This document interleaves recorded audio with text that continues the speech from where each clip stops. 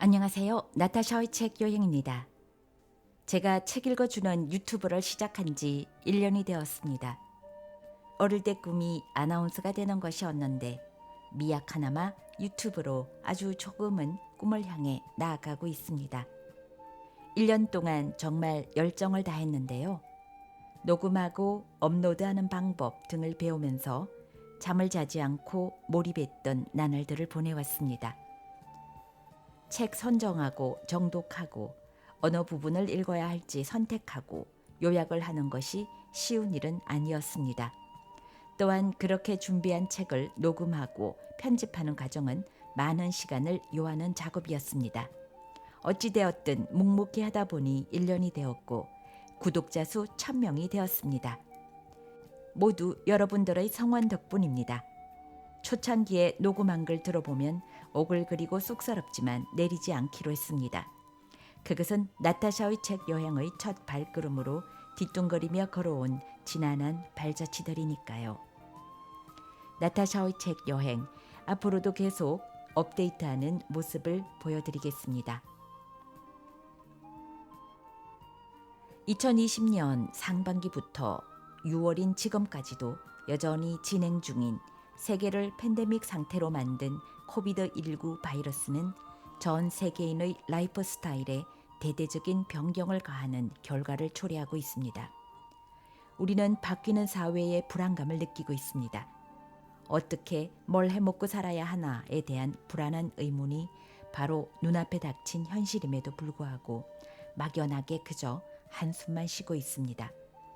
코로나에 대처하는 방법은 비대면, 즉 서로 만나지 말아야 하는 것입니다. 만나지 않고 일을 해야 하고 돈을 벌고 먹고 살아야 하는 겁니다. 그러면 어떻게? 구독자 수 1000명을 기념하며 오늘 제가 소개하고 싶은 책은 바로 지금 코로나19 때문에 쓴 책이라는 김용섭 지엄의 언컨택트입니다. 이 책의 저자 김용섭은 트렌드 분석가이자 경영전략 컨설턴트, 비즈니스 창의력 연구자로 활발한 활동을 하고 있습니다. 우리에겐 컨택트란 단어가 익숙하고 정다운 말인데 앞에 부정의 뜻인 언이 붙었습니다. 어쩌란 말이죠? 서로 만나지 않고 어떻게 살란 말인가요? 이 책 언컨택트는 서로 단절되어 고립되기 위해서가 아니라 계속 연결되기 위해서 선택된 트렌드라고 합니다. 이 책은 포스트 코로나의 삶을 말하고 있는 것입니다. 앞으로의 삶이 불안하신 분들에게 꼭 추천합니다. 저는 이 책에서 몇 파트만 발췌해 읽어볼 텐데 여러분들은 꼭 책을 구입해서 읽어보시고 포스트 코로나 시대를 맞는데 도움이 되시길 바랍니다. 나타샤의 책 여행은 앞으로도 계속됩니다. 여러분의 구독과 좋아요는 저의 에너지입니다. 자, 그럼 지금부터 언컨택트의 속으로 들어가 봅니다. 더 많은 연결을 위한 새로운 시대 진화 코드 언컨택트 김용섭 프롤로그 우린 지금 언컨택트의 시대에 살고 있다. 언컨택트는 비접촉, 비대면, 즉 사람과 직접적으로 연결되거나 접촉하지 않는다는 뜻이다. 사람에겐 사람과의 연결과 접촉이 무엇보다 중요한데 이를 부정하는 것이 바로 언컨택트다. 언컨택트는 불안하고 편리한 시대에 우리가 가진 욕망이자 미래를 만드는 가장 중요한 메가 트렌드다. 언컨택트는 우리의 소비 방식만 바꾸는 게 아니라 유통산업을 비롯 기업들의 일하는 방식도 종교와 정치, 연애도 우리의 의식주와 사회적 관계, 공동체까지도 바꾸고 있다. 우린 지금 언컨택트의 시대를 맞이했다. 단어가 주는 첫인상 때문에 오해하면 안 된다. 언컨택트는 서로 단절되어 고립되기 위해서가 아니라 계속 연결되기 위해서 선택된 트렌드라는 점을 이해할 필요가 있다. 불안과 위험의 시대, 우린 더 편리하고 안전한 컨택트를 위해 언컨택트를 받아들이는 것이지 사람에게 사람이 필요 없어지는 것을 얘기하는 게 아니다. 우리가 가진 연결과 접촉의 방식이 바뀌는 것일 뿐 우린 앞으로도 계속 사람끼리 연결되고 함께 살고 일하는 서로가 필요한 사회적 동물이다. 기술적 진화, 산업적 진화, 사회적 진화는 결국 인간의 진화된 욕망을 채우기 위해 존재한다. 우린 컨택트와 언컨택트를 넘나들며 좀 더 안전하고 편리하게 연결되며 살아가고 싶은 것이다. 이런 욕망은 갑자기 나온 게 아니라 아주 오래전부터 쌓여오고 진화되어 왔던 흐름이다. 즉, 지금 우리가 맞은 언컨택트는 과거 시점에서 보면 예고된 미래였던 셈이다. 흥미로운 건 불안과 편리, 이 두 가지가 언컨택트 트렌드의 핵심 배경이라는 것이다. 서로 다른 두 가지 욕망, 그것도 두 가지가 서로 극과 극에 있는 욕망인데 어떻게 하나의 트렌드 속에 자리 잡고 있을까? 이것이 바로 언컨택트가 전방위적 욕망이자 일시적인 것이 아닌 우리 사회가 그동안 지나해 왔던 방향임을 보여주는 것이라 할 수 있다. 그리고 이건 소수가 아닌 우리 모두의 얘기가 된다는 것을 의미한다. 위기 때문에 언컨택트가 필요하고 기회 때문에 언컨택트가 필요하다. 언컨택트는 기회와 위기가 공존하는 영역이자 미래를 바꾸는 가장 강력한 메가 트렌드 중 하나다. 일상이 바뀌면 욕망도 바뀐다. 욕망이 바뀌면 일상도 변한다. 언컨택트는 우리의 일상을 바꾸고 욕망을 바꾸고 사회를 바꾼다. 당신도 이 변화에서 예외가 아니다. 이 책은 지금 우리가 해야 할 고민에 대한 질문을 던지는 책이다. 분야를 넘나들고 현상과 배경을 연결시키며 그 속에 담긴 인사이트를 찾아가는 것이 날카로운 상상력 연구소의 트렌드 분석 스타일인데 이 책을 통해서 트렌드를 읽는 즐거움을 마음껏 누리길 당부드린다. 트렌드 분석서를 읽는 이유에서 가장 중요한 것이 변화의 흐름과 속도를 파악하고 이를 자신의 삶과 비즈니스에 적용하기 위해서가 아닐까. 책은 단서를 제공하고 방향을 보여주는 것이고 실행과 도전을 통해 기회를 만들고 미래를 바꾸는 것은 결국 독자 여러분의 몫이다. 이 책의 진정한 완성은 독자 여러분들에게 달려있는 것이다. 2020년 4월 트렌드 분석가 김용섭. 이 책은 세 파트로 나눠져 있습니다. 파트 1에서는 일상에서의 언컨택트, 당연한 것이 당연하지 않게 될 때이고 파트 2에서는 비즈니스에서의 언컨택트, 기회와 위기가 치열하게 다투는 과도기, 파트 3에서는 공동체에서의 언컨택트, 더 심화된 그들만의 리그와 양극화. 파트 1, 일상에서의 언컨택트, 당연한 것이 당연하지 않게 될 때, 마스크 키스와 코로나 모텔, 우린 다 계획이 있다. 2020년 2월 20일 필리핀의 도시 바콜로드에서 열린 220쌍의 합동 결혼식 사진이 사람들의 시선을 사로잡았다. 혼인이 선언되는 순간에 찍힌 사진인데 220쌍이 파란색 마스크를 쓴 채 키스하는 장면이다. 결혼식 내내 마스크를 썼고 가장 중요한 순간에도 마스크를 쓴 채로 키스를 한 사진은 바컬로드시 홍보실에서 찍어서 로이트로 보냈고 다시 전 세계 언론으로 퍼져나갔다. 살면서 합동 결혼식 사진은 무수히 봤겠지만 수많은 사람들이 마스크를 쓰고 키스하는 장면은 처음 봤을 것이다.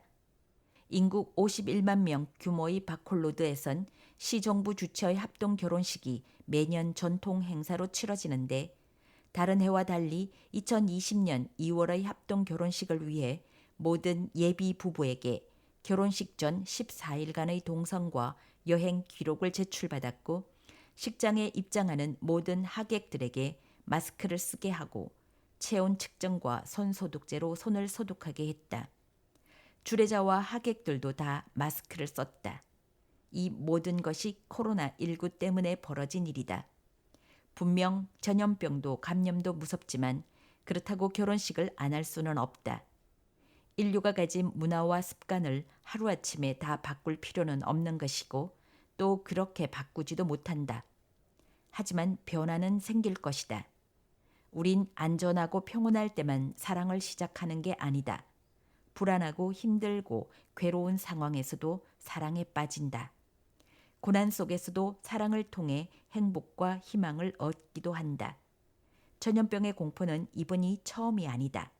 사스, 메르스를 지나 코로나19까지 겪었고 앞으로도 새로운 전염병은 계속될 가능성이 크다. 계속 겪으면서 무덤덤해지는 게 아니라 언컨택트에 대한 욕망과 필요는 갈수록 더 쌓인다.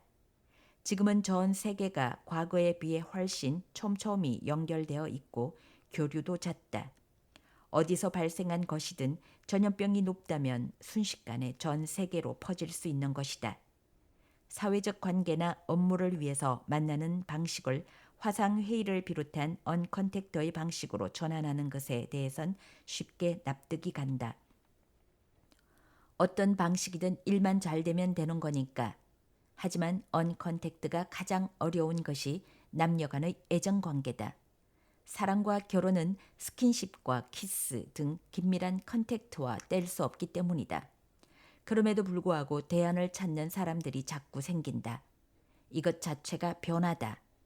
본능적 욕구나 인류가 쌓아온 남녀 간 애정 표현과 교감의 문화 자체를 바꾸는 게 아니라 불안을 해소하는 방법을 찾음으로써 본능과 문화를 계속 지키려는 것이다. 컨택트의 욕망을 위해 언컨택트의 방법을 구사하는 셈이다. 마스크 키스를 보면서 르네 마그리트의 연인 2가 떠올랐다. 초현실주의 대표적 화가인 마그리트가 그린 흰색 베일로 얼굴을 다 가린 남녀가 키스하는 모습은 아주 강렬하면서도 비현실적인데 현실의 마스크 키스도 사실은 초현실적이다. 우리가 알던 키스의 이미지에서 크게 벗어나는 모습이기 때문이다. 1928년 마그리트의 머릿속에서 그려진 초현실적인 키스 이미지가 2020년 바콜로드 합동 결혼식에서 현실적 이미지가 되어버렸다. 만약 마그리트가 그 합동 결혼식을 봤더라면 뭐라고 했을까? 마스크 키스는 메르스 때도 있었다. 메르스가 한창이던 2015년 6월 19일자 대구 매일신문 일면 톱에 실린 대구의 한 버스 정류장에서 마스크를 쓴 채 키스하는 연인의 사진이다. 우태욱 기자가 찍은 이 사진은 얼마나 강렬했던지 한국편집기자협회에서 선정한 2015년 편집기자가 선정한 올해의 사진상에서 2015년 최고의 작품으로 꼽히기도 했다. 이 사진을 일면에 실은 건 메르스가 심각해도 결국 우린 이겨낼 것이고 일상은 계속되어야 한다는 메시지를 전달하고자 하는 의미도 있었을 것이다. 물론 정치적 해석을 하자면 당시 정부의 대응이 지탄을 받고 있던 시기였는데 대구 매일신문에선 정부를 지지하는 뉘앙스로 메르스가 심각하긴 해도 메르스 공포는 지나치니 너무 오버하지 말자라는 메시지를 전하기 위해 의도적으로 마스크 키스 사진을 썼을 것이다. 물론 연인끼리 마스크 키스를 하는 경우가 분명 꽤 있었을 것이다. 아예 데이트를 덜 하고 키스할 기회를 줄였던 이들도 많았을 것이고 별 신경 안 쓰고 평소처럼 그냥 키스하고 스킨십 했던 이들도 꽤 있었을 것이다. 하지만 처음엔 덤덤하거나 둔감했던 사람들조차 시간이 지나면서 달라졌다. 코로나19 확진자가 처음 발생한 2020년 1월 20일부터 한 달간은 사람들이 덤덤했다. 그러자 10일간 누적 확진자 수가 75배나 증가하며 한국 사회가 패닉에 빠졌다. 세계 최고의 속도로 검사를 하고 동선을 추적하고 격리를 한 덕분에 이후 5일간은 2.5배 증가로 한풀 꺾였지만 2월 확산된 불안이 3월까지 이어졌다. 사회적 관계를 일시적으로 중단하자는 정부나 지자체의 권고와 시민의 자발적 공감이 이어졌다. 필자는 이 시기를 주목했다. 우리가 가진 불안이 우리의 연애와 애정 표현까지 막을 수는 없기 때문이다. 분명 불안을 극복할 대안을 마련할 테니 그 방법들을 관찰하기로 했다. 신문이든 방송이든 인터넷 매체든 유튜브든 이 시기에 사람들이 가장 주목할 콘텐츠가 코로나19와 관련된 것이란 걸 파악하고 저마다 다양한 관점의 얘기를 쏟아내고 있었다. 그중 흥미롭게 본 것이 뉴스 1에서 기사화한 마스크 키스, 코로나 사랑법, 확진자 동선 공개도 무서워 2020년 3월 3일자였다. 기사에선 코로나19 시대의 연인 간 데이터 유형 몇 가지를 A씨, 이모씨 등의 익명으로 그들이 직접 말한 것처럼 따옴표 안에 인용문으로 제시했다. 3개월 된 여자친구가 있는 남자 직장인이 코로나19로부터 안전한 청정구역 모텔 찾기에 열을 올린다는 얘기부터 만남을 대폭 줄이고 화상통화, 메신저를 이용해 일상을 나누며 더 애틋해졌다는 대학생 얘기. 심지어 서울이 안전하지 못할 것 같아 앱을 뒤져 확진자가 적고 거리상 가까운 남양주의 무인 호텔로 갔더니 풀방, 만실이더라는 노원구 사람 얘기 등이 소개되어 있었다. 사실 기사화된 익명의 존재가 실존하는지는 확실치 않다. 기자의 주변인 얘기거나 온라인 커뮤니티에 떠도는 얘기를 취합해서 썼다고 해도 상관은 없다. 충분히 합리적 개연성이 있을 수 있는 데다 실제로 필자도 주변 사람들에게서 들어본 얘기이기도 했다. 이런 추정에 좀 더 근거를 덧붙여보자. 구글 트렌드에서 코로나 모텔을 검색했을 때의 그래프가 있다. 모텔을 검색했을 때 연관 검색어 중 급등 검색어 1위가 바로 코로나 모텔이었다. 즉 불안한 시기임에도 연인 간 스킨십과 섹스를 위해 모텔에 간다면 이왕 코로나19 확진자의 동선에서 벗어나고 확진자가 없는 지역의 모텔로 가겠다는 사람들이 꽤 있다는 증거다. 코로나19 확진자가 처음 발생한 이후 추가적인 확진자들이 나오면서 역학조사로 얻은 동선 정보가 나오기 시작한 1월 말에 코로나 모텔에 대한 검색 관심도가 높아졌다. 하지만 2월 중순까지 관심은 사그라들고 2월 13일에서 19일 사이 기간은 관심도가 0에 가깝다. 그러다가 대구를 중심으로 확진자가 급증한 2월 20일부터 다시 코로나 모텔에 대한 검색 관심도가 급증하더니 2월 말엔 정점을 찍는다. 그 뒤로 조금 내려오긴 했지만 검색어 코로나 모텔에 대한 관심은 지속적으로 이어진다. 코로나19가 심각해도 연인 간 섹스는 포기할 수 없고 대신 좀 더 안전한 모텔을 찾기 위해 노력한 것이다. 전염병은 우리에게 접촉에 대한 불안감을 깊이 각인시켰다. 시간이 지나 코로나19는 종결되겠지만 우리가 겪은 불안과 타인에 대한 불신은 아무 일 없었듯 쉽게 사라지진 않을 것이다. 사만다와 사랑을 나눈 테오도르는 현실의 당신일 수 있다. 영화 헐과 조는 SF이면서 로맨틱 멜로다. 그녀는 남자와 소프트웨어 간의 사랑을 그린 영화로 물리적 실체가 없는 가상의 존재일 뿐인데도 사이버 섹스를 하고 남자는 사랑에 빠진다.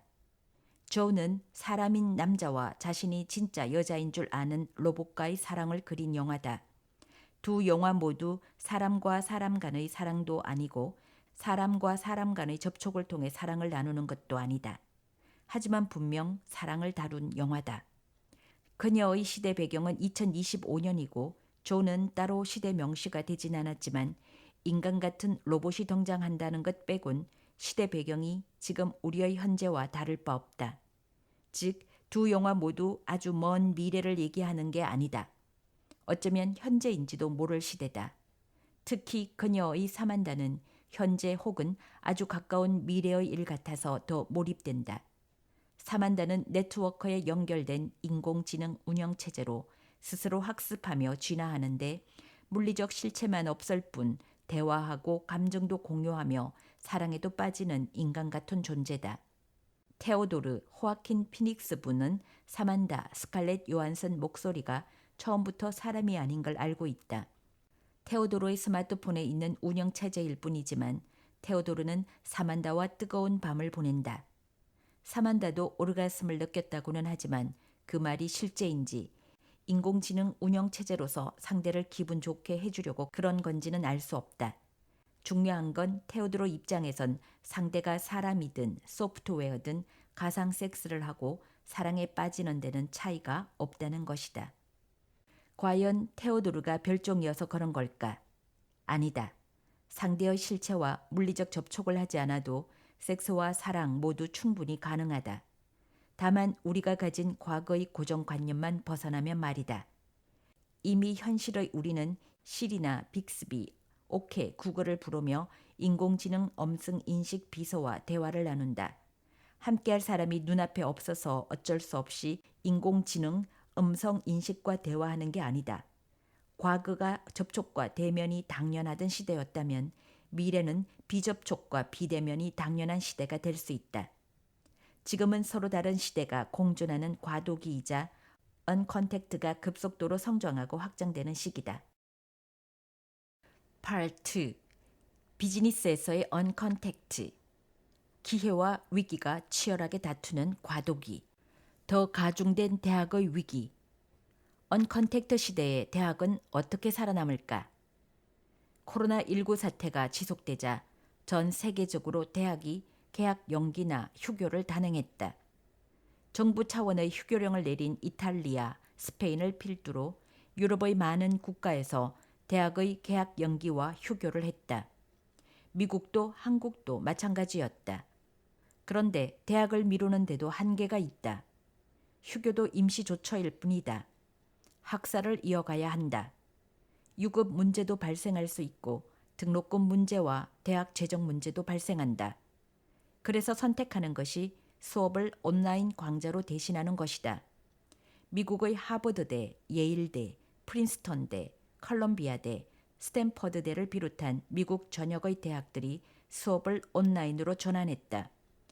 오프라인 교육 기반이었던 대학이 순식간에 온라인 강좌로 전환을 하게 된 것이다. 그렇게라도 해서 학사를 이어가겠다는 것인데 이건 한국의 대학도 마찬가지다. 그런데 여기서 몇 가지 문제가 발생한다. 첫째는 교육의 품질이다. 오프라인 수업을 그냥 카메라로 찍어 영상을 올려둔다고 온라인 수업이 되는 게 아니다. 온라인 수업에 맞는 콘텐츠 구성과 교육 방식, 운영 방식, 평가 방식이 있다. 온라인 기반의 사이버 대학에서 오랜 시간 시행착오를 겪으며 조금씩 쌓아왔던 노하우와 진화된 답들이 있지만 기존 대학의 교수들이 하루아침에 그걸 흡수할 수는 없다. 교수들이 카메라 앞에서 기존 오프라인 수업 방식을 급하게 온라인화 시키는 건 교육의 품질을 떨어뜨리게 할 수밖에 없다. 실제로 국내 대학의 사례를 보면 수업 자료에 목소리만 녹음하거나 실시간 수업 대신 녹화로 하는 경우도 많다. 안 해본 교수가 처음 시도하다 보니 아주 초보적인 방식으로 수업 자료를 만들어 사이버대 초창기 수준보다 못한 경우도 많다. 심지어 지금 학생들은 입시 때 온라인 동영상으로 교육을 받아온 세대다. 그냥 찍으면 되지 뭐가 그리 다르냐 하는 사람도 있겠지만 사실 많이 다르다. 동일한 공간에서 아이 컨택하면서 이어가는 교실 수업과 모니터를 통해서 보는 강의 영상은 다르다. 오프라인 수업보다 온라인 수업을 준비하는 것이 더 많은 돈과 더 많은 시간, 더 많은 노력이 든다. 아니, 더 많이 들여야 오프라인 수업에 버금갈 효과를 거둘 수 있다. 결국 대학에서도 이 문제에 대한 근본적 대안 모색이 필요해졌다. 둘째는 돈 문제다. 한국의 대학가에선 온라인 강의 전환 후 학생들의 등록금 인하와 환불 요청이 나왔다. 이건 미국도 마찬가지다.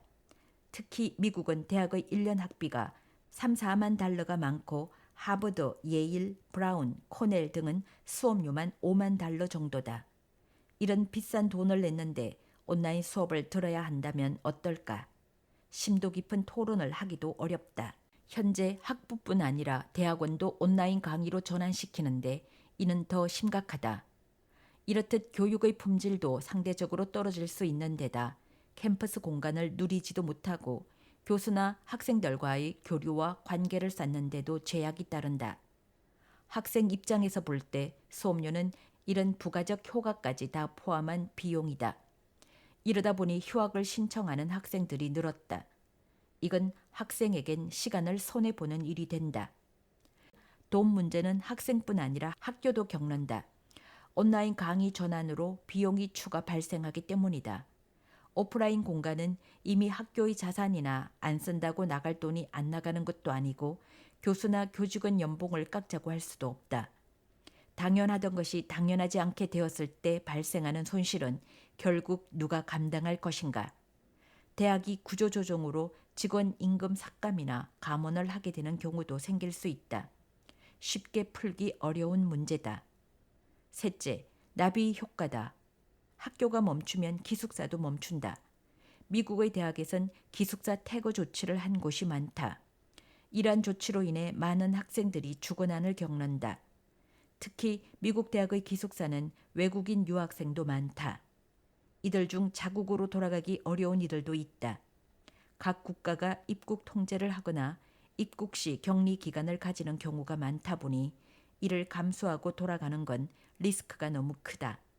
갔다가 다시 오는 과정에서 격리에 따른 불편과 시간 손실을 볼 수 있다 보니 대학 근처에 머무는 것이 현실적 방법이다. 당연히 주거 비용 부담이 나올 수밖에 없다. 학교의 오프라인 학사 시스템이 멈추면 그리고 대학가가 출입 통제가 되면 이와 연결된 비즈니스나 관련 종사자들의 타격으로 이어진다. 심지어 재학생들이 겪는 문제가 다음 학기나 다음에 들어올 학생들과도 연결될 수 있다. 재학생들이 받는 기회 비용과 시간 손실의 여파가 자신들만 한 학기 잠깐 받고 소멸되는 게 아닐 수 있기 때문이다. 가뜩이나 대학 산업은 쇠퇴하던 중이었다. 국내에서도 향후 대학의 절반이 사라진다거나 그보다 더 많이 사라진다는 우울한 예측도 있다. 국내에서도 향후 대학의 절반이 사라진다거나 그보다 더 많이 사라진다는 우울한 예측도 있다 하는 얘긴 꽤 오래전부터 나왔었다. 대학 졸업장으로 평생 써먹는 시대는 끝났고 계속 교육받고 진화되지 않으면 살아남지 못하는 시대다. 결국 대학이 가진 위상, 기업이 대학 학위를 바라보는 시각이 과거와 달라지는 게 당연하다. 이제 대학 졸업장은 겨우 입사를 위한 평가 도구 중 하나에 불과해지게 되는데 여기에 4년의 시간과 막대한 돈을 쓰는 것이 과연 앞으로도 유효할까? 산업 구조의 변화, 언컨택트 사회로의 전환은 대학의 역할에 대해 근본적인 문제를 제기한다. 드라이브 스루의 진화, 진료소에서 장례식까지. 드라이브 스루는 맥도날드나 스타벅스 등 패스트푸드 업계에서 주로 쓰던 방식이었다. 차에 탄 채로 주문하고 물건을 받아서 가는 건데 한국은 코로나19 선별진료소에 드라이브 스루 방식을 응용했다. 차에 탄 채로 검진을 받을 수 있어 접촉을 최소화하고 대기자 간 감염 방지, 검체 채취 시간 단축, 의료진의 안전 확보 등 여러 장점이 있다. 기존 선별진료소보다 3분의 1 정도로 줄어 시간도 그만큼 단축되는데 이는 검진 능력을 3배로 늘리는 효과가 된다. 영국 파이낸셜 타임스는 드라이브 스루 방식이 조기 치료에 도움이 되었다고 분석했고 미국 월스트리트 저널도 한국의 검사 능률이 미국과 유럽 국가들과 대비된다면서 한국이 중요한 모델이 된다고 분석했다. 미국의 CNN과 블룸버그 등에서도 미국이 본받아야 할 모범 사례로 한국의 드라이브 스루 선별 진료소를 소개했다. 트럼프 행정부는 한국 정부에 드라이브 스루 이동 진료소 운영 노하우를 요청했고 미국 전역에 드라이브 스루 선별 진료소를 만들었다. 독일, 이탈리아, 영국, 호주 등에서도 한국식 드라이브 스루 선별 진료소를 운영했다. 한국식 방식이 전 세계로 퍼진 셈이다. 드라이브 스루의 원조격인 커피, 패스트푸드 업계가 코로나19로 전체 매출은 떨어졌지만 드라이브 스루 매장의 매출만 급상승했다. 미국에선 스타벅스가 모든 매장을 임시 휴점하고 드라이브 스루 매장만 영업을 하기도 했다.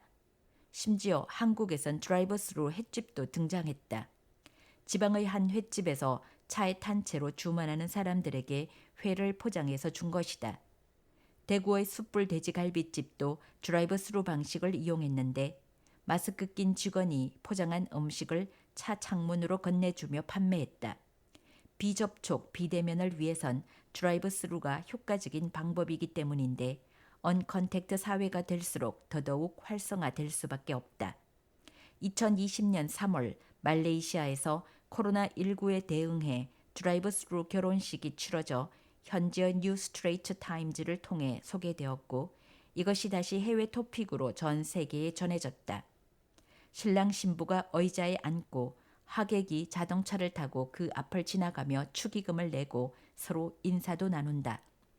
이때 신랑 신부가 음식이 담긴 봉투를 차에 넣어준다. 악수나 포옹 등 일체의 신체 접촉은 없다. 이 드라이브 스루 결혼식은 기존 결혼식보다 비용도 절감된다.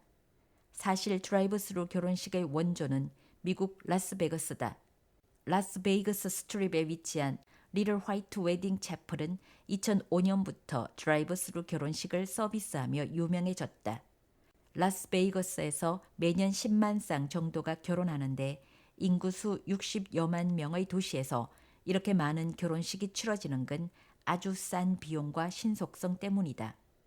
24시간 운영하는 웨딩 전용 채플도 많고 혼인신고도 신분증과 수수료만 내면 가능한데 연중 무휴 아침부터 밤 12시까지 가능하다. 결혼식에 대한 고정관념은 이미 깨진 상태다. 결혼을 점점 기피하는 사회에서 결혼을 드라이브 스루로 하든 온라인으로 하든 그리 놀랄 일도 아니다.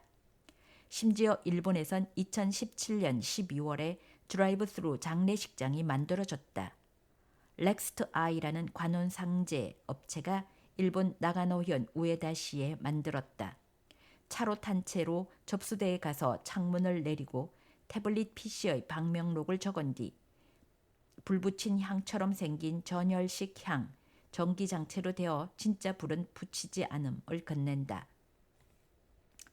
불 붙인 향처럼 생긴 전열식 향을 건넨다. 그리고 접수대 뒤의 창문으로 빈소를 보며 조의를 표한다. 조문자의 차가 접수대에 도착하면 빈소 안에 램프로 신호를 해주는데 이때 상주는 모니터 화면으로 조문자를 본다. 아니 이게 무슨 장례식이야 할지도 모르지만 일반 장례식장에 가기 힘든 고령자나 신체 부자유자도 좀 더 편리하게 조문할 수 있다는 점과 복장을 갖출 필요도 없이 편리하고 빠르게 조문이 가능하다는 장점은 있다.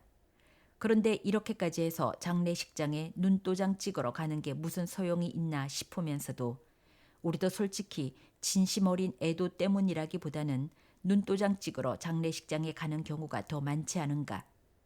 우리의 장례 문화 자체가 가까운 가족과 친척, 지인 등 진심 어린 애도를 하는 사람들만의 장례식이 아니라 최대한 많은 사람들을 오게 하는 건 한국, 일본, 중국 모두가 마찬가지다. 그런 걸 생각해보면 일본의 드라이브 스루 장례식장이 그리 이상한 것도 아니다. 연세대 세브란스 병원 장례식장에 따르면 고인이 80대 이상인 빈소 비율이 2008년 30.6%였는데 2017년에는 47%였다. 거의 절반이 80대 이상의 장례식이나 상주와 문상객의 나이 또한 점점 많아지는 것이 당연하다. 드라이브 스루 장례식은 분명 합리적 대안 중 하나가 될 수도 있다. 결국 장례식 문화가 크게 바뀔 가능성이 큰 시대를 만났다. 더 이상 과거 방식을 고수할 수도 없게 되었고 그렇다고 없앨 순 없으니 변화를 받아들여서라도 장례식 자체를 유지하려 할 테니 말이다. 쇼핑에서의 언컨택트, 고객과 마주치지 마라. 모두의 손에 스마트폰이 있고 모바일 쇼핑은 급속도로 성장하고 국내에선 백화점과 대형 마트가 부진을 면치 못하고 있고 해외에선 유명 백화점과 대형 유통기업이 파산하는 일도 다반사다. 온라인 쇼핑의 강자 아마존은 전 세계적 유통 공룡으로 오프라인 유통업계를 계속 무너뜨리고 있지만 그렇다고 오프라인 유통이 사라진 것은 아니다. 미국에서도 전체 소매 판매에서 온라인 쇼핑의 비율이 전통적인 오프라인 쇼핑의 비율을 처음 앞지른 건 2019년 2월 소매 판매 보고서 때다. 아주 근소한 차이일 뿐 여전히 오프라인 유통은 꽤 크다. 한국에선 온라인 쇼핑의 비율이 30% 선이다. 온라인 쇼핑 거래액은 2019년에 역대 최고치인 130조 원을 달성했지만 그럼에도 아직 30%에 불과하다. 여전히 우리에게 오프라인은 중요한 기반이다. 21세기를 맞으며 디지털 경제가 미래의 기회로 부각되며 급성장했지만 우린 여전히 오프라인에서 물건을 사고 어울리며 살아간다. 오프라인 공간, 즉 사람과 직접 대면하는 문화가 편리한 온라인 문화의 공세 앞에서도 굳건했음을 확인케 한다. 기술적 진화, 편리, 산업의 흐름, 전환 등만 가지고는 온라인의 입지가 지금보다 더 커지는 데는 시간이 걸릴 수밖에 없다. 하지만 코로나19를 계기로 우린 불안이 만든 새로운 언컨택트의 욕망을 가졌다. 이건 온라인 쇼핑에선 분명 기회다. 물론 남들의 위기가 자신들의 기회로 연결된다는 것에 대한 조심스런 시선이 있다 보니 업계로서도 코로나19가 초래한 호황에 표정 관리하며 조심스러워한다. 하지만 이것은 일시적 변화가 아니다. 오프라인 유통이 온라인으로 더 빨리 전환될 것이고 유통업계는 재편될 것이며 오프라인이건 온라인이건 모두 언컨택트를 중요하게 다루게 될 것이다. 차단하고 접속하라. 불편한 소통보다 편리한 단절을 꿈꾸는 현대인의 욕망. 라이프 스타일의 거대한 진화는 이미 시작됐다. 2020년 코로나19로 촉발된 전혀 새로운 삶의 방식, 언컨택트. 불안과 위험의 시대를 건너는 우리의 자세는 어떻게 달라져야 하는가? 이 책을 통해 살펴보았습니다. 지금까지 나타샤의 책 여행이었습니다.